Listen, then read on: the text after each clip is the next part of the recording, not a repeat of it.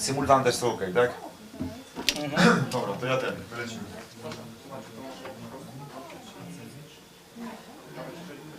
Tak, jeśli będziesz chciał, to po prostu sobie zabierzesz kawę.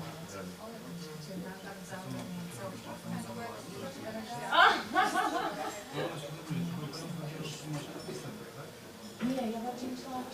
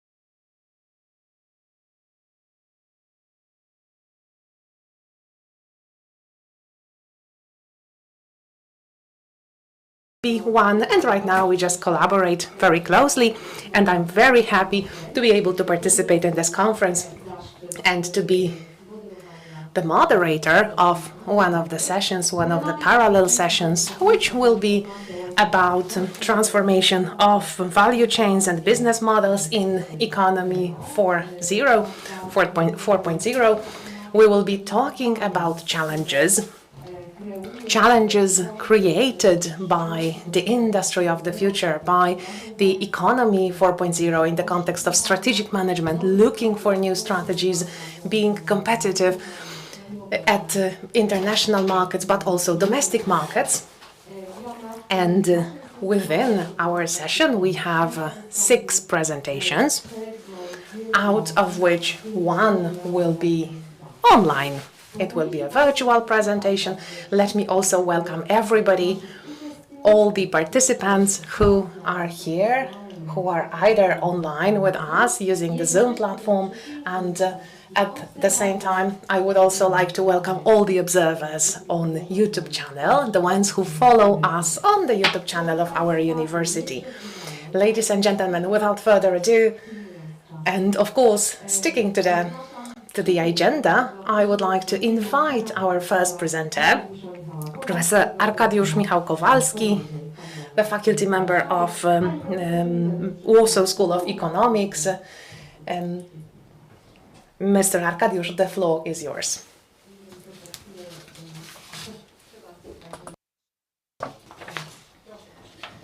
The floor is yours.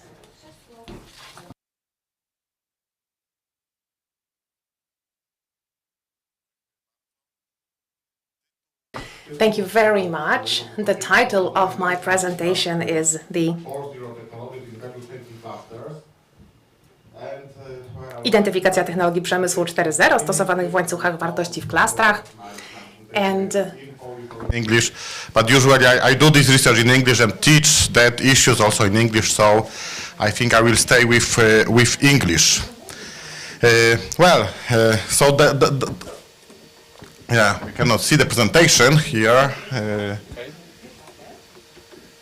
Yeah, so in fact the motto for my presentation, and I think also the motto for all people involved in clusters activities, in clusters issues, well, African proverb, if you want to go fast, go alone.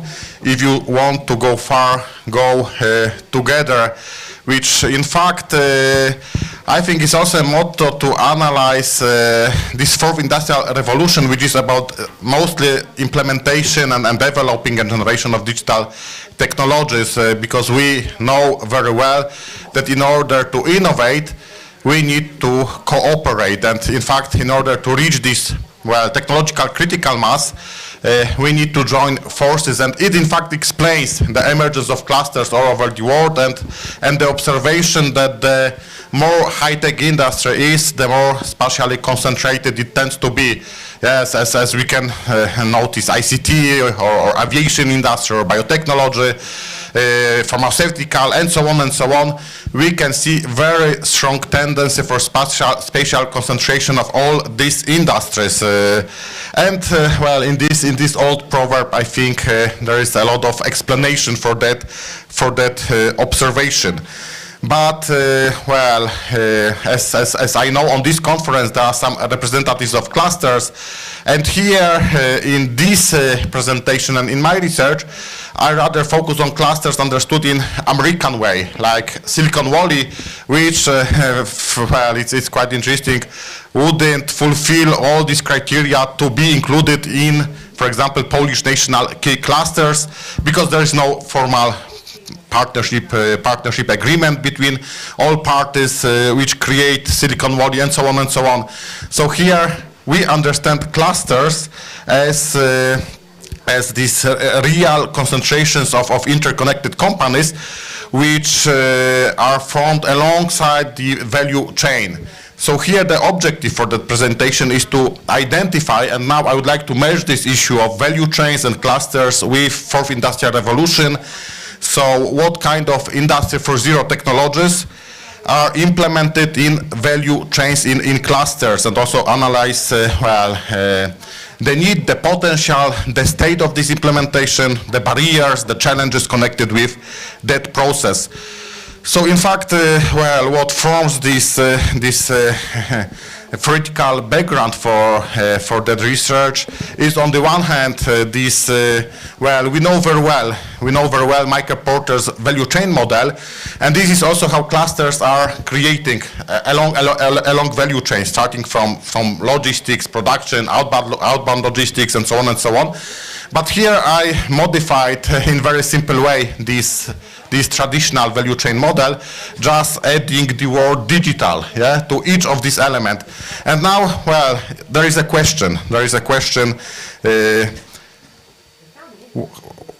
In different elements of this value chain, we can see here what is the need, the actual state of implementation, and also the potential to implement. And here are some examples of this Industry 4.0 technologies which I focus my research on.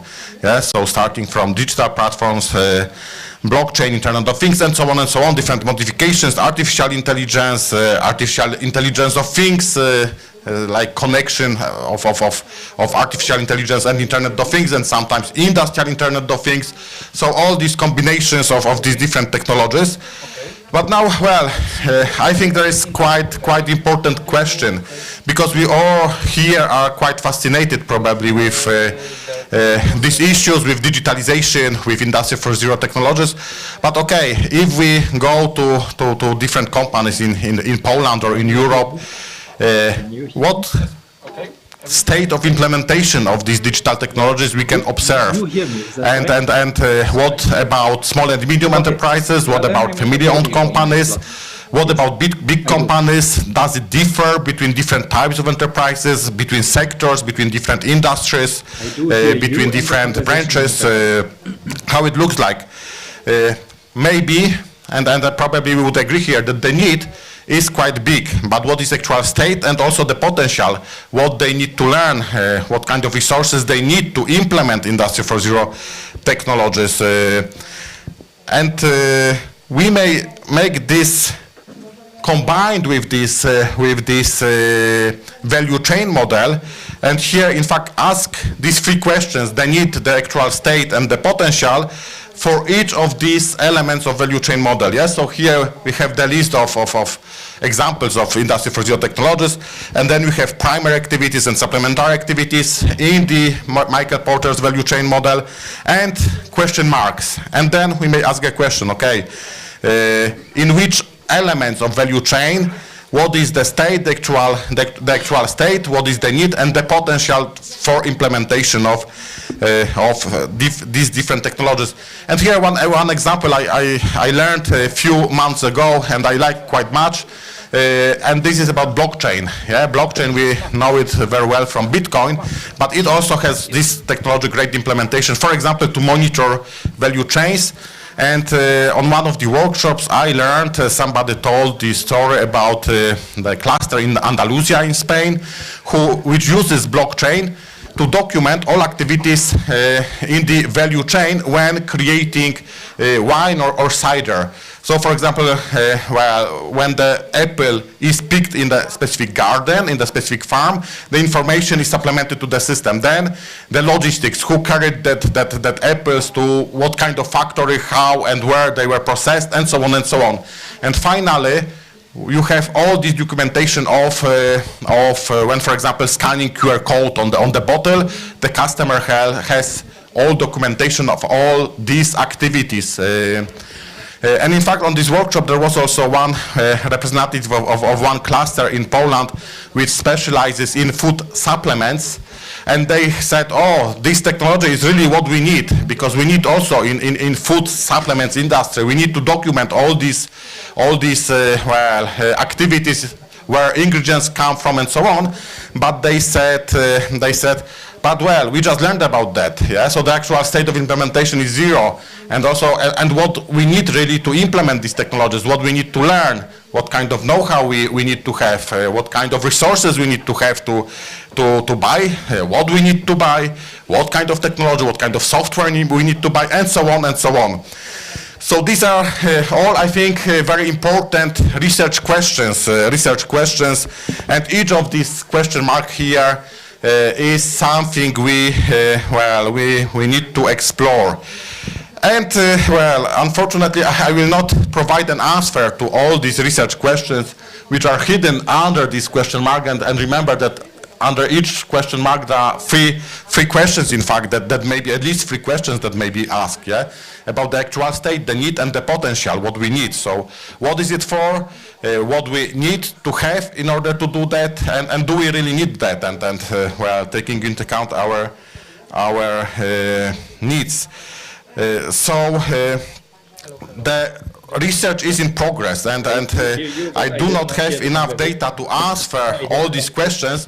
From the preliminary results of my study, I may make this initial mapping of different technologies which are implemented in clusters and in which stage of implementation they are.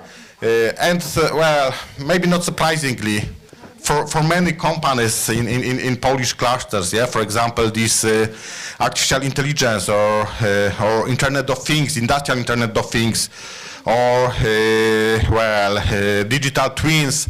This is still the initial stage. We are not advanced. Some people say we even haven't implemented fully third industrial revolution. So what about fourth industrial revolution? But the most common, as we can see, at least from this preliminary research, the most common these technologies which we may regard as Industry 4.0 technologies. However, this is also the question, yeah, because, for example, here we've got autonomous robots, but robots are well known from long time ago, and now what is the point when we may say, okay, this is Industry 4.0, not the same cybersecurity, for example, yeah? Well, cybersecurity is needed to secure all these internet transactions and so on, but well, some people and many authors include cybersecurity as Industry 4.0 technology, but again, is it really, or maybe from which point? Yeah, from which point of development is it? But still, here the most common Industry 4.0 technologies are digital platforms used, for example, for e-commerce, and also the cybersecurity. However, we define that social media, which is again quite simple form of Industry 4.0 technology, and also information systems. And here, as for information systems, this is something that also desires some deeper look, because then, in fact, again, merging that analysis with Porter's value chain model, we can, in fact, identify by looking what kind of information systems are used in specific companies. We can identify somehow, somehow what, or at least that specific elements of value chain are digitalized, or at least have been initiated, this digitalization platform, because we have some information systems that are especially used in this inbound logistics, yeah, for example, enterprise resource planning system, supply chain management system, and the same for manufacturing, outbound logistics, marketing and sales, after-sales services, and the same for these supplementary activities. So here, this is also what we may use, not focus from the very beginning on this, well, very sophisticated Industry 4.0 technologies, but at least on digitalization of different elements of value chain in different companies by looking and analyzing, okay, what kind of information systems they use. Also different barriers, yeah, probably the most important connected with human capital, yeah, so lack of know-how, unwillingness to take risk, and these kind of things, but also problems with strategic planning, yeah, lack of clear vision for digitalization in small companies, but very often also in big companies, unrecognized potential for change. So does it really provide us with competitive advantage if we apply Industry 4.0 technologies, what kind of benefits we may have. Also, these processes within organization, communication and then organizational structures, lack of supervisor, initiator of change, and these kind of issues. So, just to conclude, we may say, okay, and also looking on international experiences, well, some people may ask basic question, does company need to innovate? And we know that, that maybe it's risky, but the company which doesn't innovate will not, in fact, not only be superior on the market, but it will not survive on the market. And the same about fourth industrial revolution. And especially during COVID pandemic, we can see how this progress, how this speeded this process of digitalization. So here there is great need for digitalization of, in this case, value chain elements in clusters. So there is great need. The potential is rising, but there are many barriers. And the actual state of implementation of many of these Industry 4.0 technologies is, in fact, very, very limited. Okay, and this is all from my side. Thank you very much.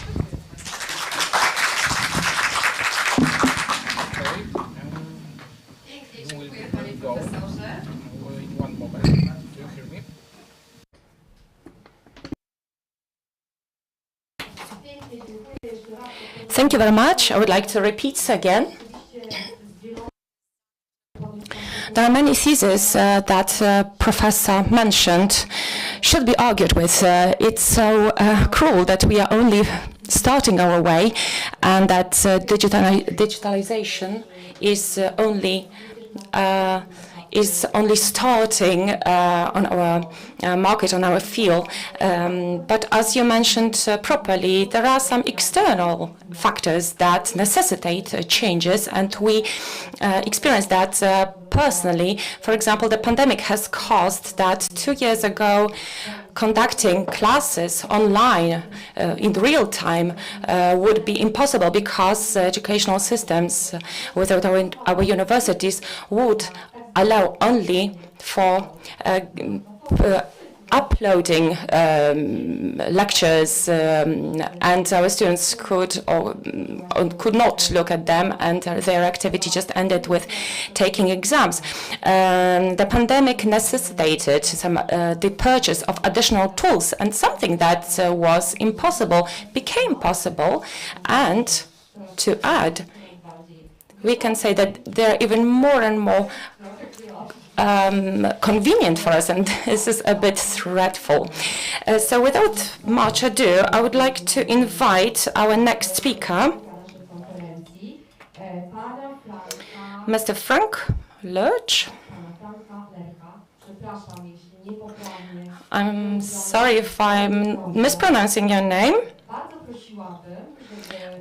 I would like you to introduce yourself at the beginning. What do you do? So, Mr. Lerch, the floor is yours. 20 minutes is yours. Thank you very much.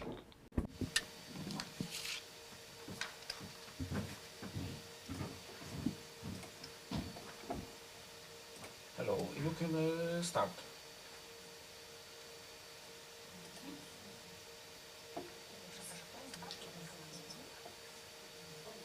Signal.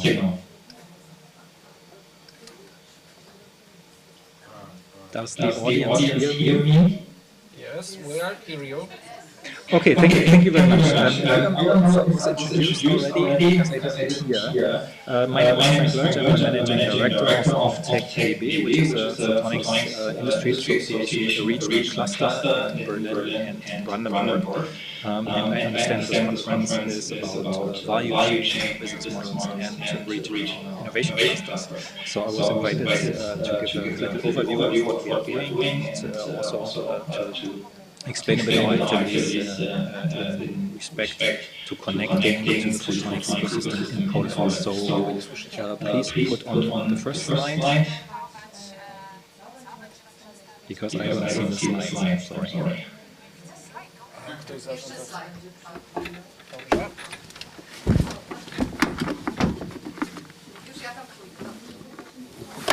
Somebody please from the organizers, can you please tell me what slide is being seen right now?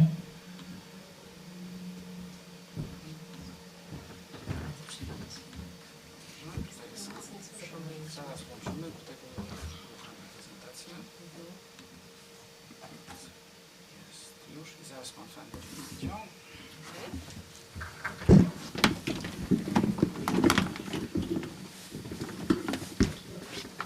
So I'm really sorry, I hope you can understand me. I don't know if you've seen the presentation slides. Anyway, I just continue with my presentation. I prepared some slides, I hope that you see them, I hope that you see, now I see the slides, thank you very much, I'm really sorry for the inconvenience.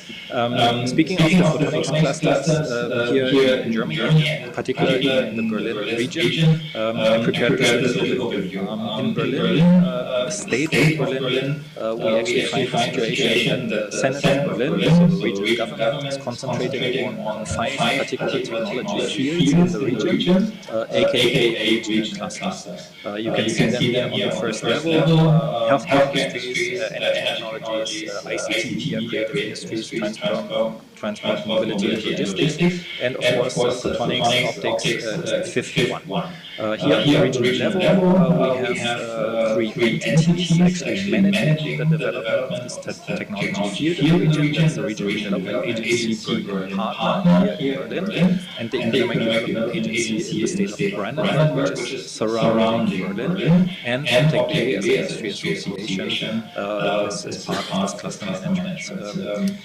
From the technology side, to give you just a quick intro into what photonics is actually covering, you see on the lower hand side, there are particular technology fields that we are trying to develop. It's laser technology, lighting technologies. I think everybody can imagine what technologies are there. Photonics and quantum tech for communication technologies. One has to know that the internet, we know it today, cloud-based services would not be possible without optical data transmission. So all the bits and bytes that we are using for this video conference are going across multiple electronic components. In Berlin, activities led to the fact that we can use the internet as we use it today. So quite important communication technologies. Analytics, maybe some of you remember physics from school, from university. Optical analytics, spectroscopy, it's a means to analyze materials, for example. In biology or in medical applications, we use also a lot of photonics in order to diagnose or therapize patients. And of course, sensor technologies, there's a broad array of photonics-based technologies. So that's the, let's say, regional development ecosystem, and photonics is one of the clusters that we are working on this cluster. Next slide. The photonics ecosystem here in the region is actually quite old, dating back basically 200 years. Today we find about 300 companies being invested in photonics and optical technologies in the region of Brandenburg.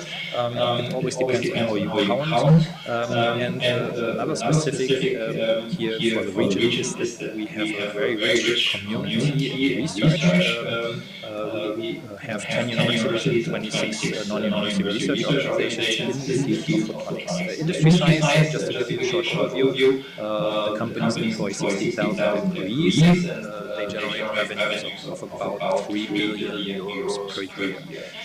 Photonics is an international business, export quotas of about 70%, and is an R&D rich and intensive activity or business to be in. I mentioned the competence fields already, and of course in those competence fields we as the industry association, as a cluster organization, we are organizing activities, and those activities span from work group activities, we organize workgroups, we organize workshops and larger industry events. We also organize for our companies in the region recruiting events, so we help them find personnel, which of course in high-tech is a difficult task. We help our companies in internationalization activities. Berlin is a hotspot of startup activities, not only in Germany but in Europe. So we are also as an industry association interested in finding photonics-based startups here in the region and also in Germany. And I mentioned that we are part of the cluster Management Optics and Photonics. Next slide, please. We now, as Optech BW, as a cluster organization, and I understand you're also interested in how clusters are run. As a model for Industry 4.0, we are a competence network in the vocabulary of the German, let's say, innovation ecosystem.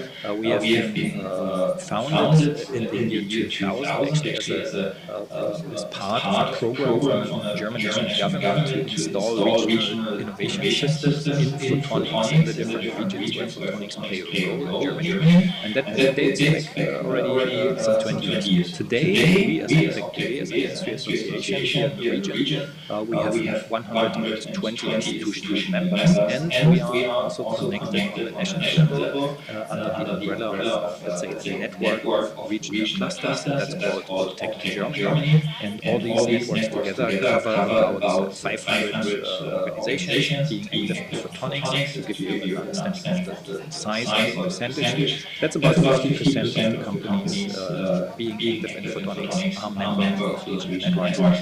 And of course, Europe plays a big role in organizing such innovation contacts. We are part of the European Photonics Industry Consortium, EPIC, and the lobby institution, the public-private partnership, the European level is called Photonics 91, and we are also part of that. So we are playing these different roles, different levels, on the regional level, on the national level, and the European level. Next slide, please. So what do we do? I was thinking, what should I present to you? I was thinking, what's interesting to you? Of course, Corona was mentioned also in the previous presentation. It kind of showed how we do business, also on regional clusters.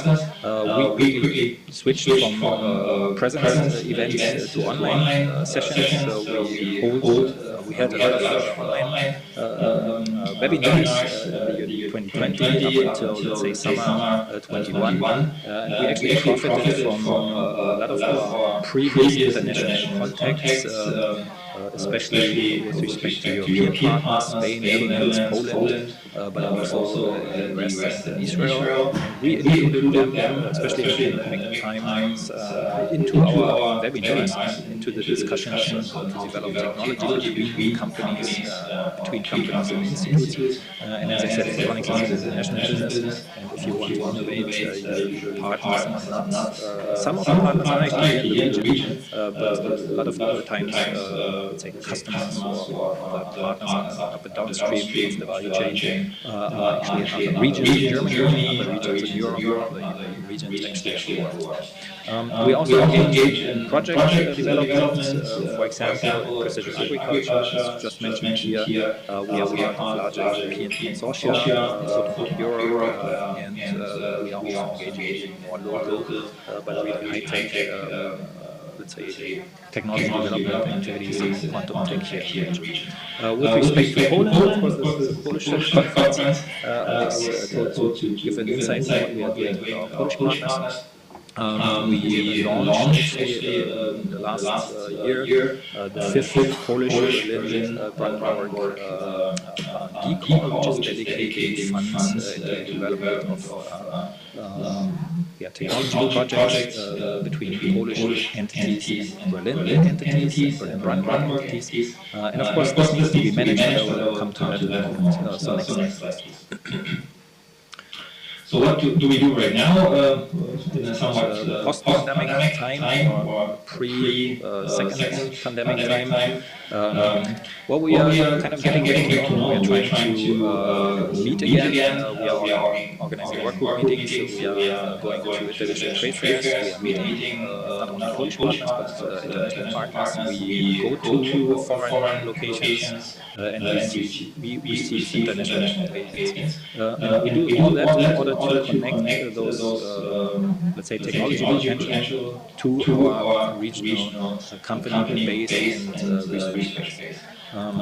We organize larger conferences, and our biggest conference is the Photonics Links Berlin Run, which was held as a truly digital event in 2020. It was a hybrid event in 2021. We are trying to go back into presence now in October 2022. I mentioned those events because in the first part of the year we are trying usually to go to different conferences, international conferences, international delegations. In the second part of the year we are inviting international partners to be part of our technology discussions in our regional conference, Photonics Links Berlin Run. And in the middle of this picture you see the delegation was happening in May of this year, when we had about 10 people going on a bus from Berlin to Warsaw. And we are doing that, as I said, in order to connect our regional photonics community to activities in Poland. In the first place, to get to know what's happening in Warsaw and to educate people in Warsaw or in Poland of what's happening here in Berlin. To discuss ideas, to develop ideas for innovation, and as I said, this photonics hall, which is now in the 5th generation, being executed, provides funds actually to invest into project development. So next slide, please. Here you see a short overview. I'm not going into details into those workshops that we are organizing, in particular technology fields. In the middle of the slide, on the right-hand side, you see an impression of an in-presence situation. I mentioned that we are including our international partners, and of course, we are trying to involve our strategic international partners in Poland, and Photonics in Poland nowadays is a strategic partner because it's our neighboring country. We invested almost 10 years now into those relationships. Israel, Netherlands, other partners where we invested quite some time. So next slide, please. Yeah, maybe last but not least, this is just a quick overview of this project, which is funding those activities with respect to collaboration with Poland. The Berlin Senate is investing into, let's say, connecting activities between Berlin entities. The partners in this project is Berlin Partner for Business and Technology, Regional Development Agency, and we as OPTECH-BW. And within this project, we are not only covering Poland, but also Japan, US, and Israel. It's all running out by April next year, but it gives us more than half a year to continue activities. As I said in the short presentation already, the first step is exploring, going to partnering regions, to Poland, for example, and inviting partners, in this case from Poland, here to Berlin. Then a lot of discussion usually takes place in the form of workshops, webinars, you name it. So we could call it networking. And then, of course, we are interested in how do you fund those ideas. Is there funding for projects? And at the end of the day, of course, we are hoping to execute innovation projects, which then lead to technologies that can be commercialized in the companies. Next slide, please. And with that, I think I'm through.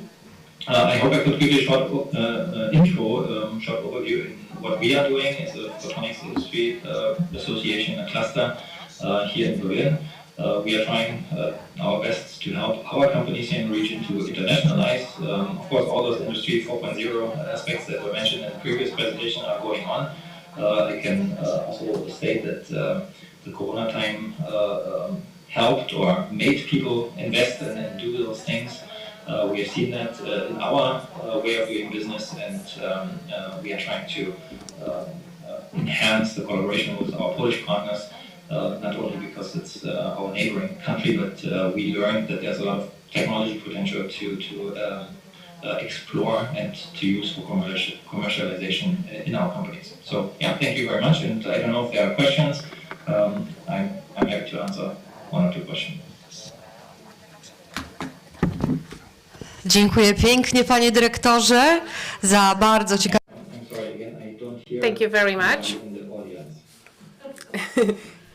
Bardzo dziękujemy za bardzo ciekawe. Thank you very much for a very interesting presentation. Are there any questions? We'll do an experiment.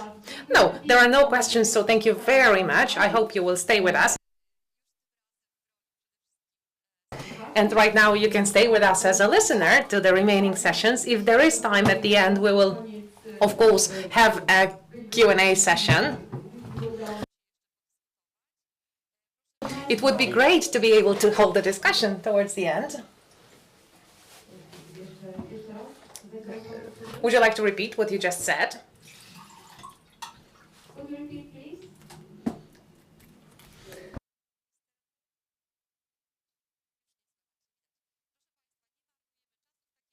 Let us not lose more time, and let me invite another presenter of our parallel session.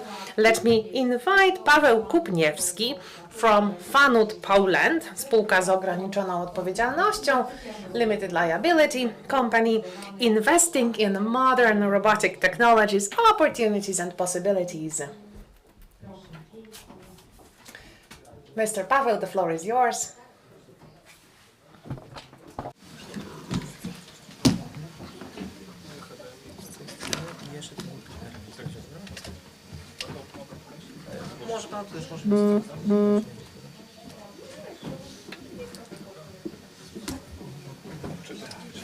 Widzisz tego?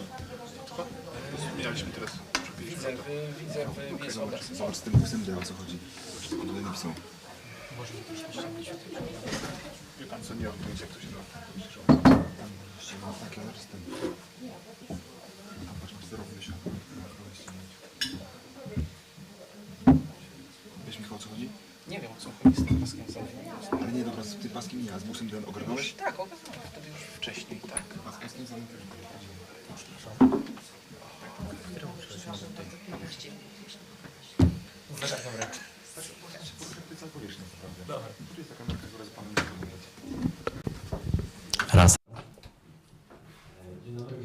Welcome, everybody. First of all, I would like to thank for the possibility of presenting here at today's event that is about management in Economy 4.0. Let me introduce myself so that you know what company I represent. My name is Paweł Kupniewski. I work in FANUC. What are we doing? We deal with modern robotic technologies in all manufacturing processes, companies that produce various things. I started my career as a servicing engineer in FANUC. I'm saying that because it's important, as I learned a lot of comments. I gathered a lot of comments from end users, and I learned what their problems are in the plants. Then I was in the technical support for our partners and integrators. These are companies that implement our robots and build concepts for manufacturing clients. And right now I'm the sales engineer and I represent our company. Just to summarize, I would like to tell you what we do and what FANUC does, where we are from, where we are based. We are at the bottom of Fuji Mountain. Fuji Mountain is one of the sacred mountains in Japan. This is a very important place for us. As Japan, we are very hermetic and very closed when it comes to the outside world. So as you can see, there are places where there's forest and it was planted on purpose by our founders so that the competition does not see our know-how, how we produce our robots, that is mechanic units, those mechanized arms. These are the expressions that some people use to refer to them. We are one of very few producers when it comes to to industrial robots that produce every possible component that we have on this arm of a robot. I would like to show you a short film on what it looks like. I have a question whether we can listen to the film with the music.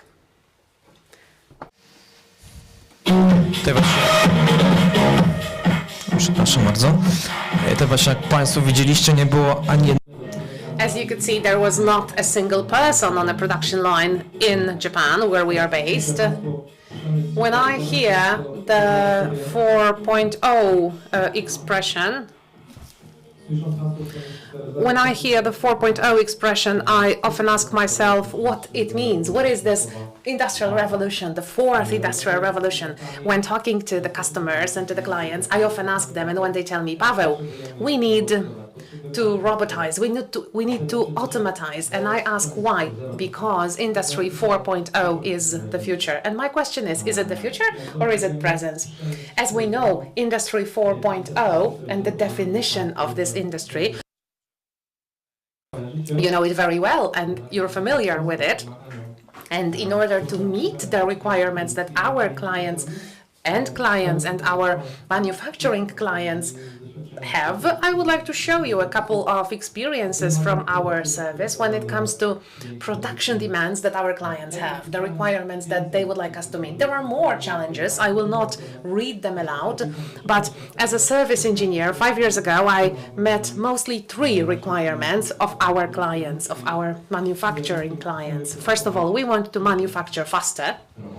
We want robots. We want to manufacture safer, taking care of our physical health of our worker, robots. And the third most important production challenge, we want to produce cheaper. A paradox is that investing in a robotized place of work, plus the cost of the robot, which is the investment cost, means cheaper production compared to this human factor. The solutions are customized and meet our needs. As a sales engineer, I often meet a lot of needs of our clients. Very rarely a client has exactly the same needs as another client in their plant, in their manufacturing plant. So as FANUC, we have practically 130 models of various robots. It allows us to match flexible solutions that match individual requirements, as you can see from your left to your right, from a tiny robot that lifts half a kilo to a big robot at the very end, which is able to literally transport 2 tons, 300 kilograms, and lift heavy cars, which means there are no impossible things. We can automate everything, and what limits us is the budget and the imagination. Recently, very often we come across this cobot expression, cobotization. FANUC also has this cooperating robots and a large portfolio, but sometimes clients ask, Paweł, which is better, a normal industrial robot that has to be behind a barrier or a cobot? I will not respond that question because it all depends on the client's individual needs. With reference to one of the presentations in the other room, Tomasz Hajduk's presentation, the representative of the Forum of Industrial Automatics, I agree 100% with what he said, namely, designing an intelligent company and having just high-tech tools, that's not everything that we need. We need this human factor. We need someone who can design it, who can implement it, monitor and control it, and be there all the time in order to modify it on the go, and thus enhance everything continuously. As you can see, right now there's no technology that will substitute human's brain, and probably there will not be such a technology. In order to develop robots, when it comes to more advanced solutions, FANUC has prepared a couple of systems that we can add to the robot. For example, monitoring system, or we call it we describe it as if the robots could see, they have eyes. If someone told me 10 years ago that a mechanism, a couple of cables would mean I have eyes and I can decide what I want to catch and where I want to put it and do the quality control and maybe measure something, then I would say, this person, oh, you must be crazy. Nowadays, we have those vision systems, 2D, 2.5D, 3D. So practically, there are nothing is impossible if we want to assess something or or if we want to evaluate something with our mechanical friend, a short video on what our vision systems or monitoring systems do. Have a look. The robot is taking the details in a very dynamic way. The belt doesn't stop even to pick the detail. The robot decides where the detail is and knows how precisely approach it in order to optimize it, taking into consideration the time and the cycle. Let us go on. Another solution based on this visioning system. The robot decides by himself or itself which part is appropriate to be put to the left basket and which part is the one to go to the right basket. What causes this? It eliminates the error because this is repetitive. Human being, as you know. Another sense of touch for a robot. Let's go back to the mechanisms, to the systems that appear pure mechanics. Robots can feel, can sense. They have the sense of touch. Exactly this particular solution came to you with me because at the bottom, downstairs, we have two robots with the power sensor and with this vision system. I can present it later on, but to put it short, robots know what strength is applied to a given certain surface. This can be applied when polishing or when assembling something. This is a fragment of a film, for example. There was this tiny movement.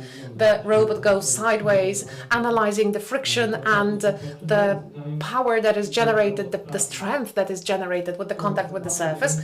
And actually, the robot decides whether the parts entered precisely the places where they were supposed to enter.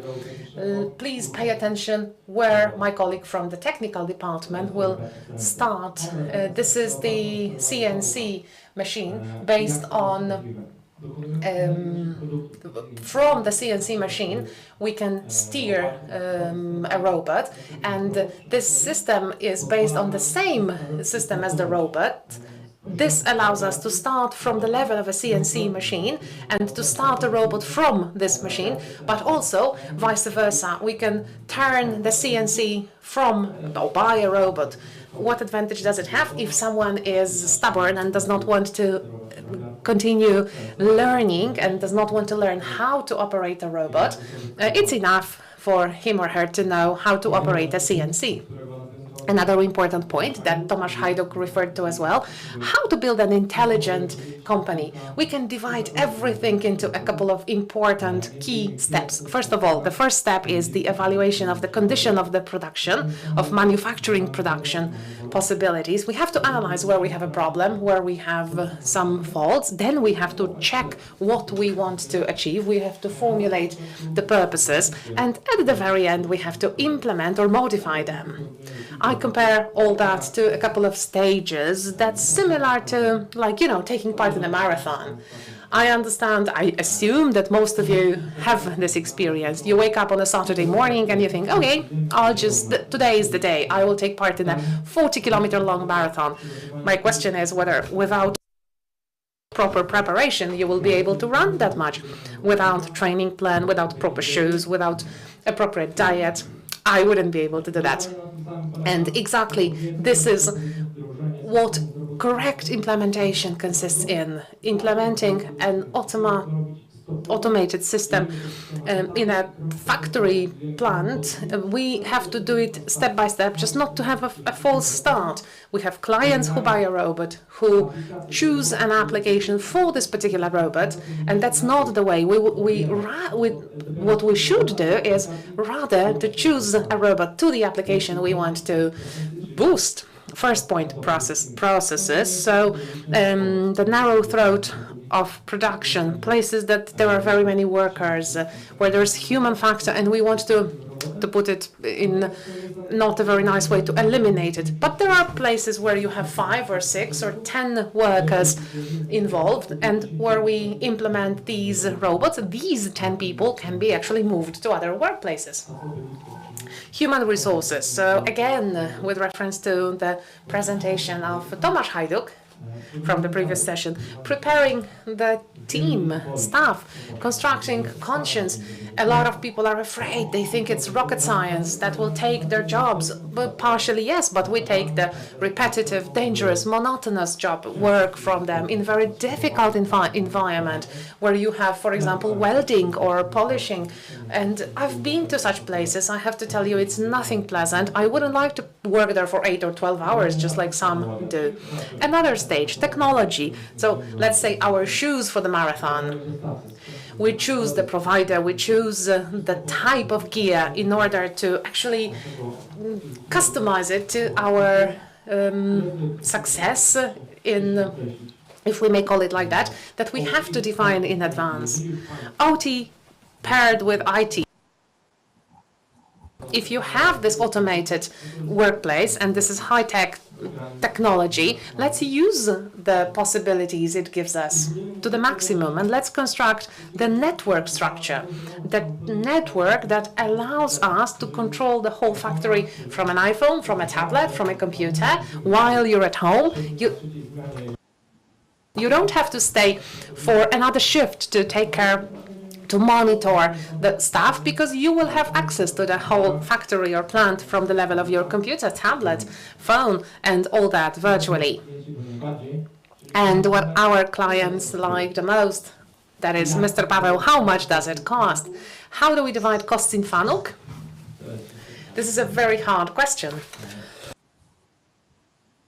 We are trying not to look at the index of the price at the offer, but we take into account total costs of maintaining this robot, of unplanned services, maintenance that's unplanned, training courses, and so on and so forth. And this is what influences the return from the investment, what we elaborated with Paweł Kowalczyk during the pandemic, just to show that there are two types of clients: the ones who do not invest because of the pandemic, and those who do invest because of the pandemic. While analyzing that, we see that a lot of requirements, manufacturing requirements of our clients have been taken into consideration, and we basically elaborated a very nice calculator that includes many more points than just maintaining such a robot. We take into account the effectiveness, the absences, the medical leaves on Mondays or Fridays, and so on and so forth. Yes, also the maintenance costs, the services, maintenance, unplanned pauses, and faults that might appear, the details that actually might appear that are faults when we compare those faults in a human being and in a robot. This is a case study from a real project in Poznań. When you look at human beings and their work, this was a big manufacturer of window frames, where practically every frame was different. This was not repetitive in terms of dimension. Within a given hour, an operator did 2 frames per hour. After implementing a robot, we were able to produce 4 frames per hour. This is very simple mathematics. The cost and the benefit on one item times the number of the items we are able to produce throughout the year gives us a ready result, which is black and white, how much we are able to save at the beginning, and then basically to save while using an automated, robotized workplace. So Industry 4.0, very slowly 5.0. We have to remember that robotic technologies are a chance and an opportunity. This is not a barrier. We have to develop, and there are companies that are not developing and that kept human beings during the COVID pandemic, and their production depended on people. What do you think happened to those plants when the virus appeared there? They stopped producing. And what happened to companies which had robots, where the production was independent from human factor? They actually delivered their projects, and they took over the clients of the plants that had human force. And unfortunately, the companies that didn't want to introduce automatized production had to, and robots, they had to close their plants.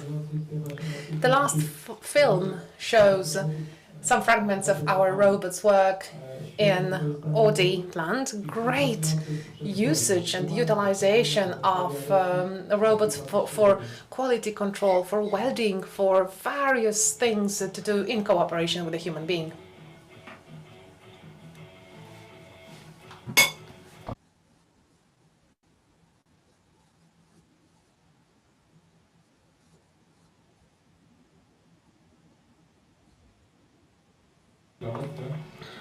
I will tell you one other thing. When I was in Gliwice, it used to be an Opel factory and now Talantis. How do you think how many seconds a ready-made car is finished on a production line? Every 36 seconds there's a ready-made product ready to, at that time it was Opel, right now Stellantis. It shows us the possibilities. If in a proper way we implement robots, we are able to reach the highest levels of production, not only because of repetitiveness, but we also enhance, we boost productivity, and that leads to selling more and earning money, which is practically what every investor expects. That will be everything. Ladies and gentlemen, if you want to have a quick chat, feel free to talk to me. I'll be there waiting for your questions. Thank you very much.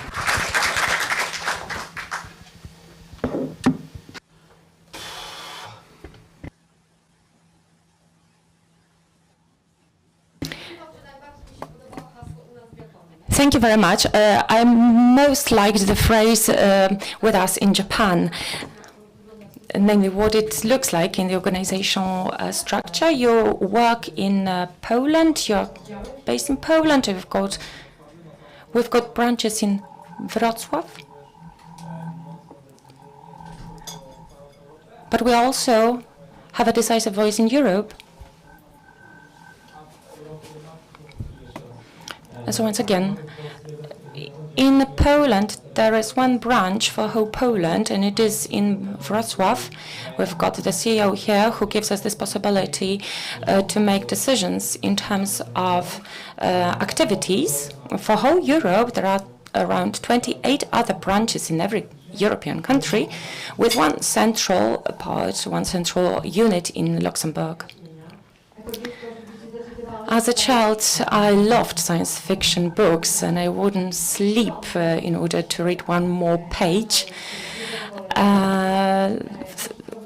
bringing some critical voice of my parents. That was a fairy tale then, but now it's our reality, which is changing our life now and our future, namely the artificial intelligence, which is soon going to rethink and rebuild us in a genetic way, I don't know, in any different way. Because this science fiction is become a reality, and undoubtedly, probably those visions are awaiting us somewhere in the future. I'm quite impressed by such presentations, far from being very scientific, but it shows the practical side of technology, something that we do not have everyday access to. But this is happening in our region.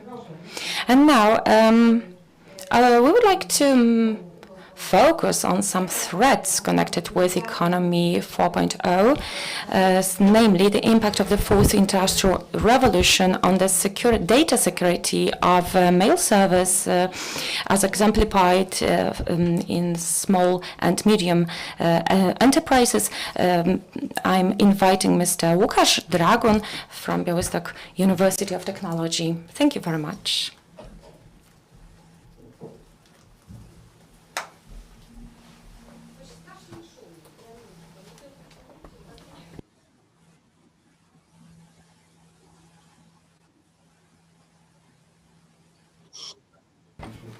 Hello everyone, my name is Łukasz Dragun. I work at the Białystok University of Technology at the Management Engineering. I would like to present part of my research thesis, namely the impact of the fourth industrial revolution on data security of the postage server, as exemplified by SME. As we talked a bit about threats, not directly, but we talked about the human factor that generates some threats and which cannot be avoided to some extent. In terms of enterprises, their consciousness is very low in that sense. And as I see, it is improving year by year. The COVID pandemic has produced some schemes, namely it allowed enterprises to get institutions to get into solutions, digital solutions, but also that generates some threats. Of course, cyber attacks are quite common for companies, and they have to face it whether they like it or not. In 2021 in Poland, there were 85% of such attacks in every company. That factor means quite a lot, and computer companies speeded up their activities, just like the idea of Industry 4.0. In terms of the biggest threats, these are malware, viruses, as we know them commonly, and of course attacks on applications. Company employees that use the mail server, well, this is the place where this kind of threat may appear. So our employee may unconsciously, completely cause threats, risks to the equipment that he or she is working every day. In terms of Data Security Protection Act, 40% of society is not doing anything in that sense, so this consciousness is very low. One of the companies that is based here in Podlasie region decided to take actions aimed at reducing cyber incidents on the mail server. The company is using physical servers together with, these are named Windows servers 2019, and the server virtual machine, namely these are machine servers. With this, the data is generated, so these are servers with VM. And these data are available to the employees. In terms of employees themselves, they have assigned VPN files that allow for safe contact with such a server, and they can provide their work safely. Those servers are separated. They are not made available from the internet, but rather from the VPN connection. In terms of the protection of mail servers against malware attacks, destruction attacks, viruses, these activities are quite numerous. Well, why did we decide to take this subject on board? Due to the statistics, let me show you in a moment, but on average, around 75,000 cyber incidents in a company in terms of mail servers are taking place. So these are attempts, quite numerous attempts of attacks on such servers. For example, phishing for data of clients, price lists, all information about our suppliers. And the employees usually treat their mailboxes, probably just like you, as disks, data disks, kind of virtual pen drives, and we store directly on our mailboxes information that is crucial to the company. So this is a good food for hackers, and the COVID pandemic has shown quite a lot to us in terms of attempts to hack into systems. So we have heard of politicians who did not pay attention to use special mailboxes or servers. They were using external servers, poorly protected logins, passwords. So in order to protect our company, we need to make aware our employees in terms of what files they're opening. Recently, well, due to this these statistical data on cyber attacks that show up in some periods of time and then they become a bit milder. So how they affect the activity of our company. How does the company lose its data? Well, this company is losing its money, and it cannot really make up for the lost for the lost funds.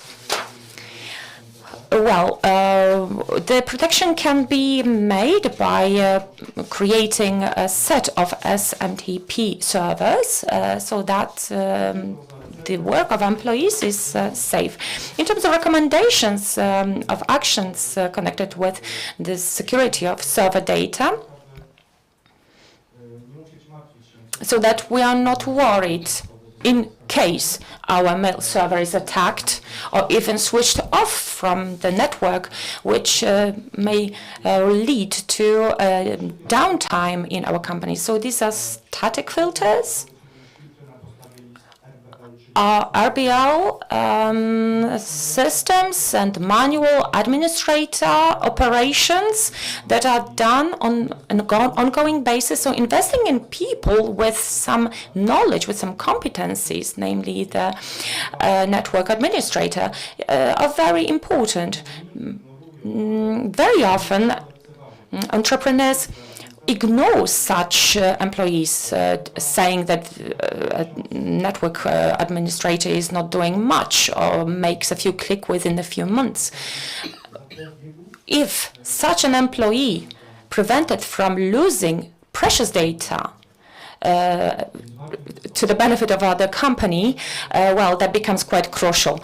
Well, we should not forget about the human resources in the whole advancement of technology. The whole digitalization is very important, but people supervise all those things. The communication between a human and a machine will never cease to exist.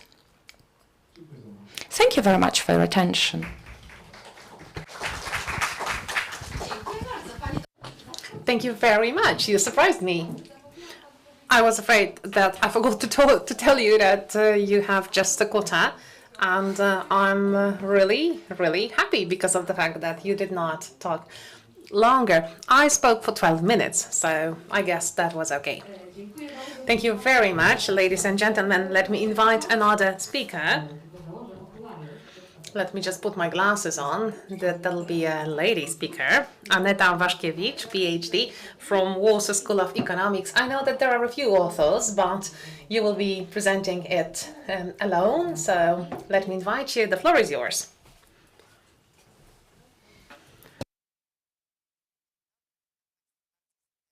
Hello, everybody. I would like to welcome everyone cordially.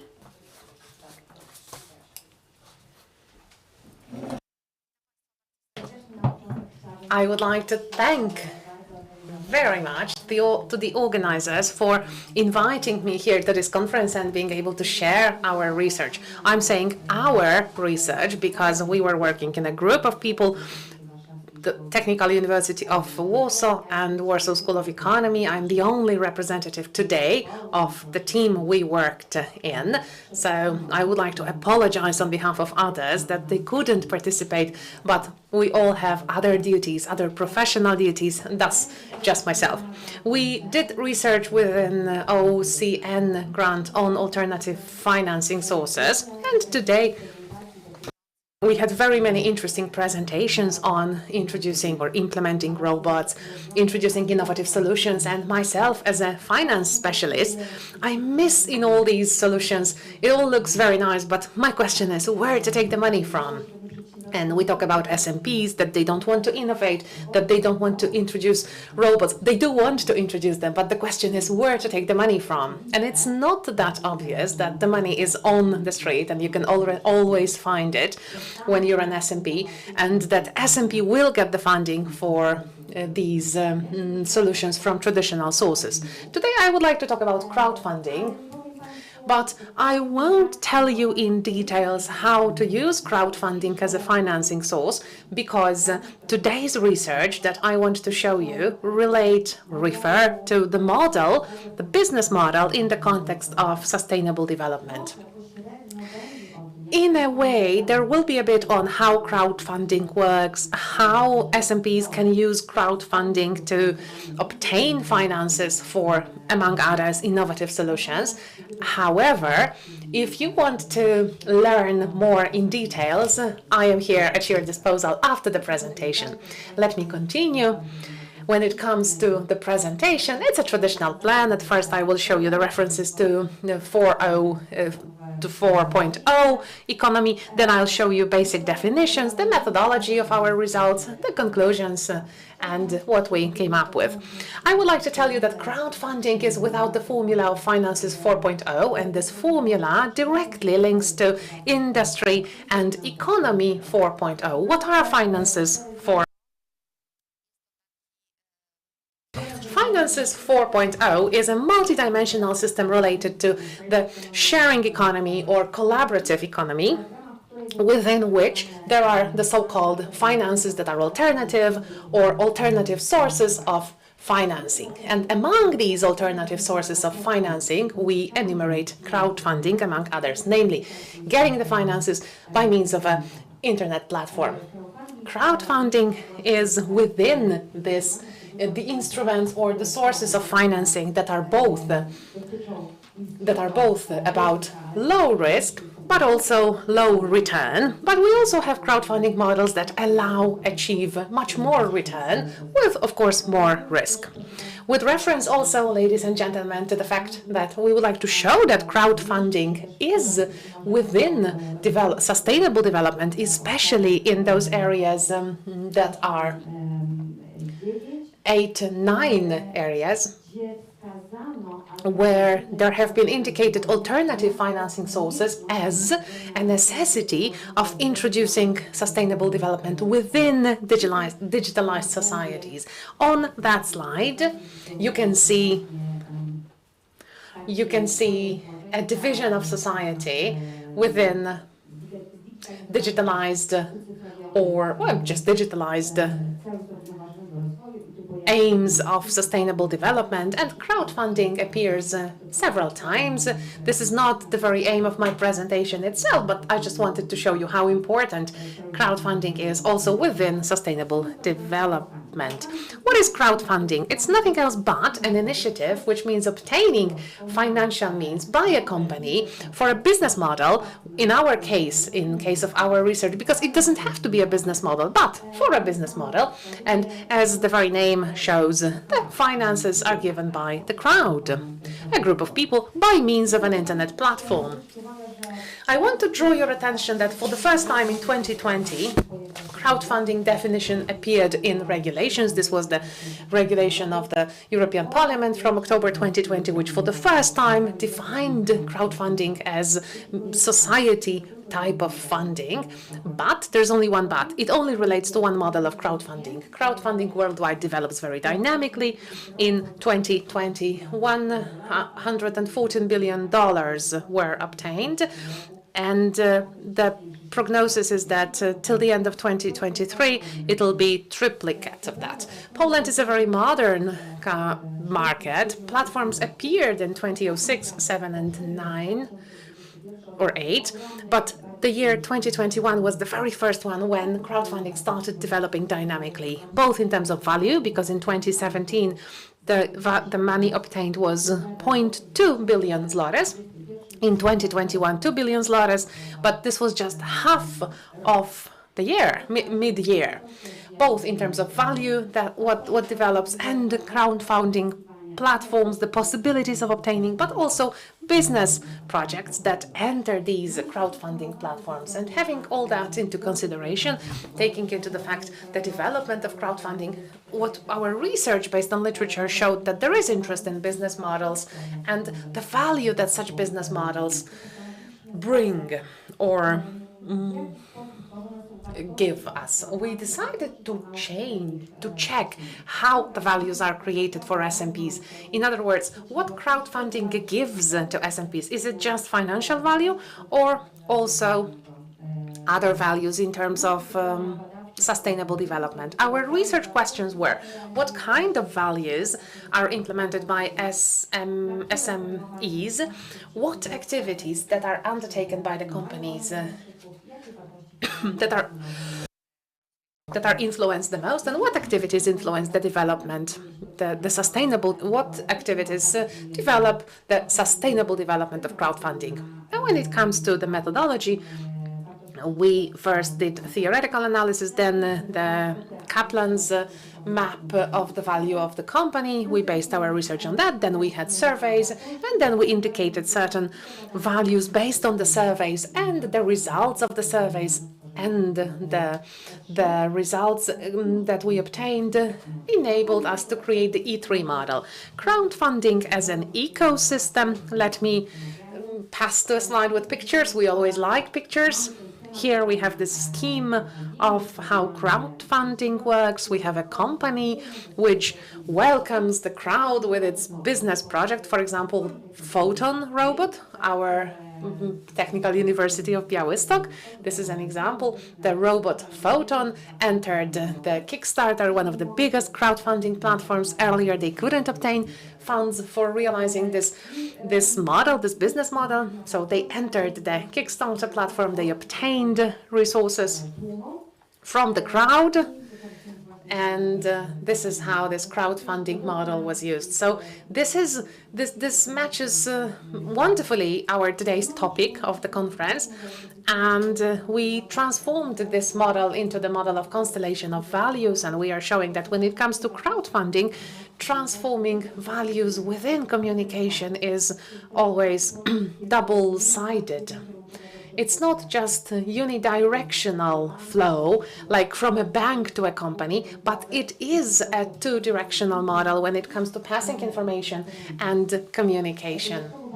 Additionally, a very important issue is the issue that is regulations. This has just appeared in Europe. In Poland, we are still waiting for an act, for a law. And the work has been very intense on it recently. Norton Kaplan's model of values. Kaplan had 4 perspectives: financial, operative, clients, and knowledge perspective. Knowledge and science. And these are the perspectives that lead to the growth of the value of the company. And based on that, our theoretical analysis then went on to continue in the form of surveys. We did this survey in 2021, over 100 companies, just the companies that implemented, first of all, business projects, and second of all, took part in crowdfunding. So this was not a group of any companies, but crowdfunding companies. And we carried out that by means of by a Kavi method. And this was for different activities, but also internet activities. And all questions were based on this Norton Kaplan's map. They referred to the reasons of taking such decisions, the reasons why the funds were to be gathered, and and other questions. When it comes to the results, okay, if I don't have time, I won't show you the results. I'll just summarize it. However, these surveys results are very interesting because there were the reasons and of taking up such research, the perspective, financial perspective, and the funds were obtained especially in order to be invested in innovative solutions. And when it comes to financial perspective, SMEs did not get financing from other sources of financing. When it comes to the purpose of the campaign, promotion and checking whether the market will catch up, whether this will catch up in the market, and also building new distribution channels and also being attractive to the clients. When it comes to the risks, the companies pointed out regulation risks, but also operative risks related to, for example, stealing the project. And very quickly, the sustainable model we are working on right now. This will be another stage of our research model E3 based on values related to sustainable development. We research the same perspectives as in Norton Kaplan's model.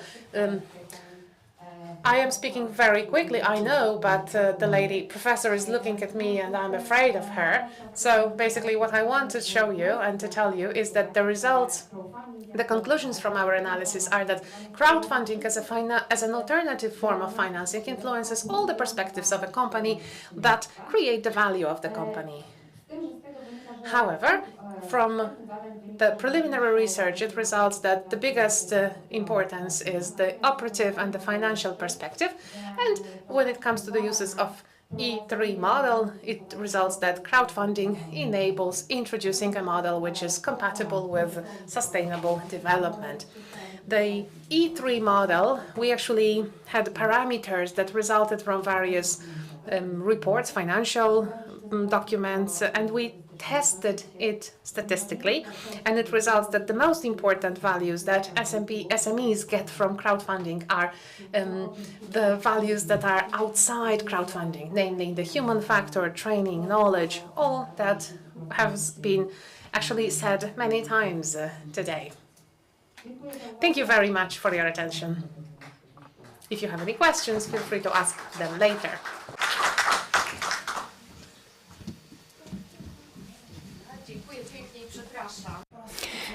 Thank you very much, and I'm sorry for speeding you up. I didn't really mean to look at you like that, but, despite the fact that my children say the opposite. I'm quite convinced that within this our short coffee break, there will be some questions appearing and also time to provide answers. Have you already published the results of these surveys, of this research?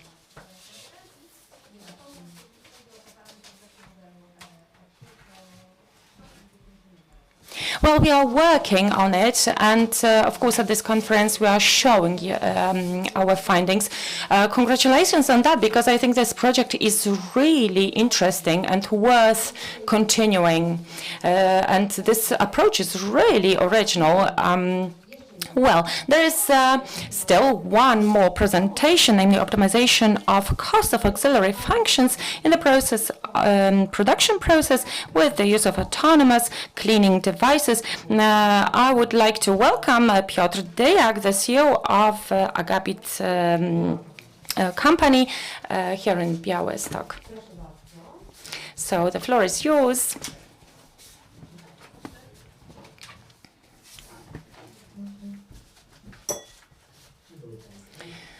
Good afternoon.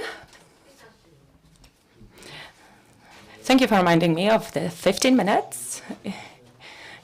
Is there a timekeeper here? Oh, there is the clock. So Agapit is a Polish national company, but its root is in Olsztyn and Białystok. These are our two main seats. This is where we originate from. In my title, I mentioned the optimization of the cost of auxiliary functions. That's quite complicated.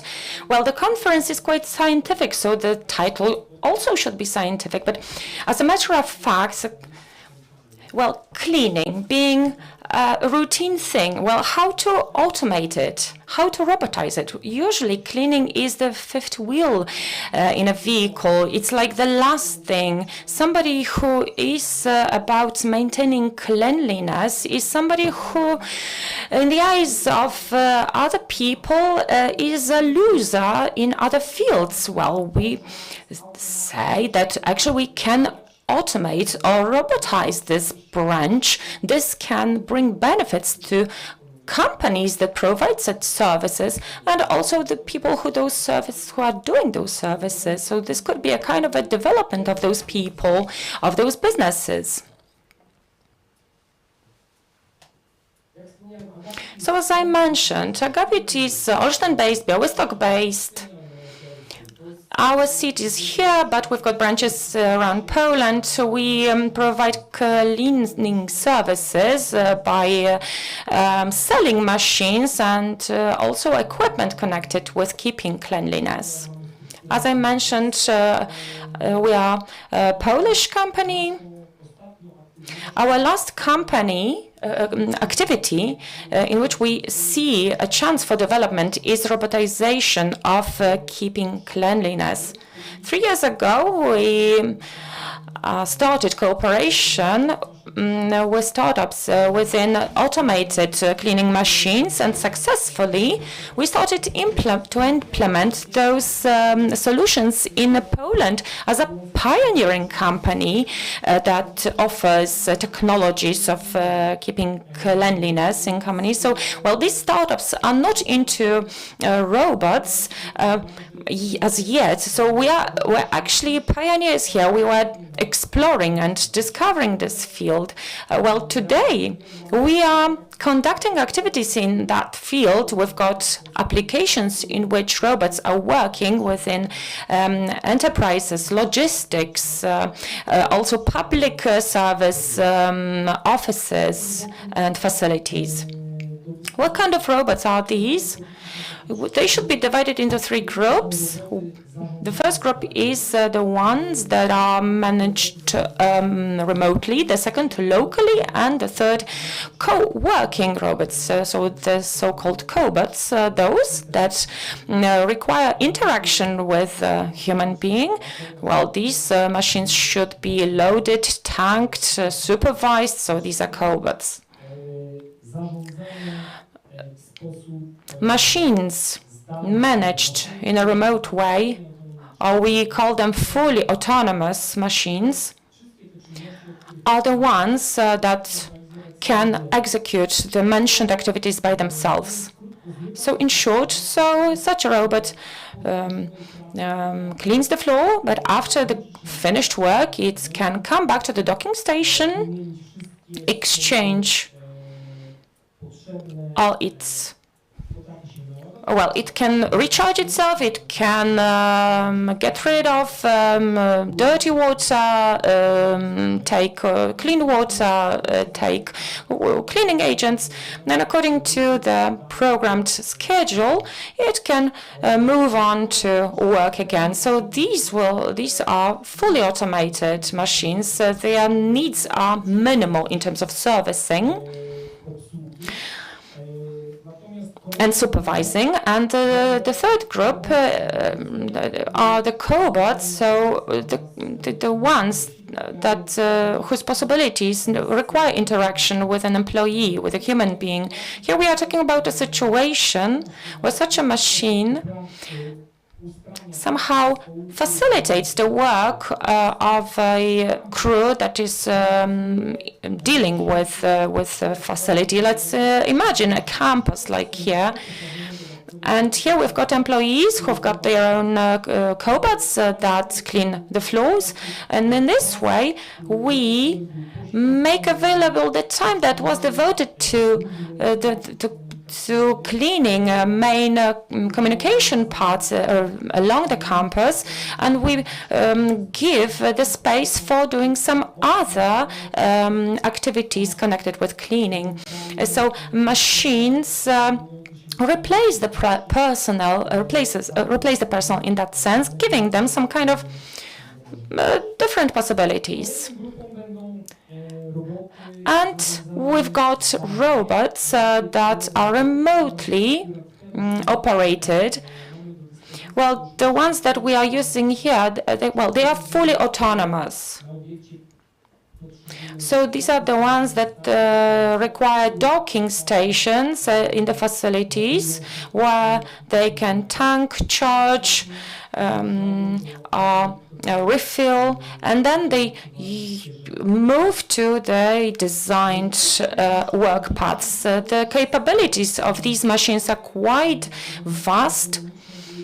So far, such machines were treated as a kind of a gadget, as showing the possibilities of a cleaning company.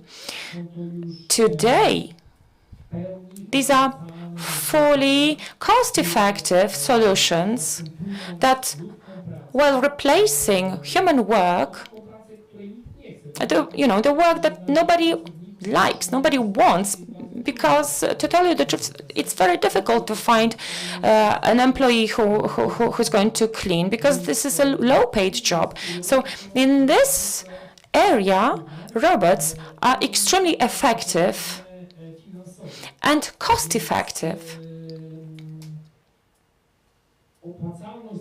So the cost effectiveness of using automated machines in keeping surfaces clean is not a kind of a innovation in itself for innovation itself.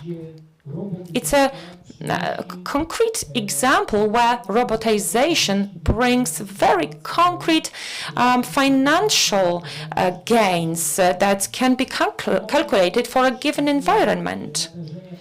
This can result from work intensity, because the robot's work intensity is connected with the dynamic operation of a given facility. So the robot, instead of moving, it should also react to the situations it encounters. Well, these could be forklifts or human traffic, any kind of movement. With the use of algorithms and sensors, a robot must cope with such a situation, should react dynamically, it should navigate through the space that it is supposed to have prepared beforehand, and it should deliver the work plan that is to be executed in the highest possible percent. What are the benefits? The first thing, as I mentioned, these are savings and sustainable development, which is quite crucial. But our enterprises, our customers, of course, look through the glass of economic benefits, namely how fast such a robot will pay off for an entrepreneur. And as I said at the beginning, a robot is able to prove very fast its cost effectiveness. The time, the period of return for such a robot is under 2-3 years of investment. What technologies are at our disposal, namely, by what means can our robots move in this environment? First, these are navigation technologies, sonars, deep cameras, all the optic technology. And what's crucial, this is the software that processes it all in such a way that by gathering the data, the robot can move in the dynamic surroundings. So these data can be processed on site in the robot and transferred locally, but they can also be made available remotely. And the most advanced robots allow for remote interaction. So we can change the maps, the programs from home. So a robot that is washing a shopping center, that is cleaning the shopping center, can, by means of a laptop or a phone tablet, remotely be optimized. Its route can be changed. With the level and quality of cleaned surfaces, the robot, well, this is reported by the robots on an ongoing basis, that data should be secured, because a robot only sees a space, and not everyone wants to know to make this kind of information, special information, made available outside. So it is crucial to secure the data gathered by the robot during its operation. We have a cloud, so the robot can be operated by means of a cloud, Lions Cloud in this respect. And this data is stored on appropriately secured cloud. data cloud. This remote operation and supervision eliminates many problems that many robots initially had, where any kind of change, the change of mode of operation in a robot, necessitated physical appearance in a cleaned facility. Today, the algorithms of artificial intelligence allow the robot to optimize its operation in a facility in relation to the equipment, the location, organization, as well as dynamic changes, namely how such a facility is managed. A perfect example here is the shopping center. Imagine a Christmas season where we've got new decorations, and such a robot can clean the space before those decorations, before they are installed, and also after those Christmas trees are placed, so it can adapt freely, flexibly to the geometry. Docking stations are a big facilitator here because they uplift the effectiveness of such machines, and the human work is limited to the minimum here. A robot is using a docking station for full autonomy. And now a few examples of such robots. The first of them, and probably the biggest on the market, the cleaning industrial robot for industrial logistic spaces. This is the UNOS robot Rex, and this is our peak success in terms of efficiency on the market. The whole technology comes down to efficiency. And here, the area that we can cover in terms of cleaning per hour is the biggest what an autonomous robot can offer. How does it compare to a human? A human with a machine can also clean the 3,000 square meters. It is possible with a big machine. But the key benefit of autonomous robot is the systematic and verifiable work of such a machine, because the bot will do it without any breaks for 10 hours on Sundays, on holidays, at night, which can't be said about work performed by an operator, human operator of a machine.